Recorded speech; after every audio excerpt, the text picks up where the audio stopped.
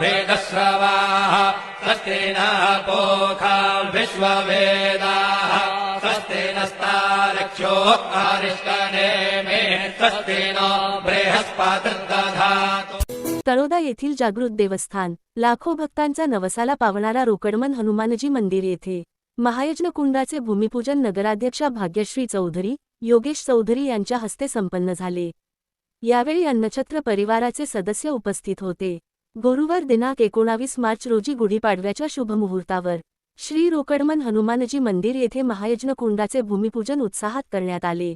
तसेच येणाऱ्या 2 एप्रिल रोजी हनुमान जन्मोत्सव निमित्ताने भव्य महायज्ञाचे आयोजन करण्यात आले असून ओम नमो हनुमते रुद्रावताराय सर्वशत्रु संहरणाय सर्वरोगहराय सर्ववशीकरणाय रामदूताय स्वाहा या मंत्राचा 11,108 आहुतीचा स्वाहाकार मंत्र करण्यात येणार आहे। या महायज्ञामध्ये 81 यजमान बसणार आहे। यात एक मुख्य यजमान असणार आहे, सोबतच 80 यजमान देखील महायज्ञात सहभागी होतील। त्या दिवशी हनुमान जन्मोत्सवानिमित्ताने पहाटे अभिषेक काकडारती करण्यात येणार आहे। सर्वांच्या सहयोगाने 56 भोग प्रसादाचे देखील आयोजन आहे।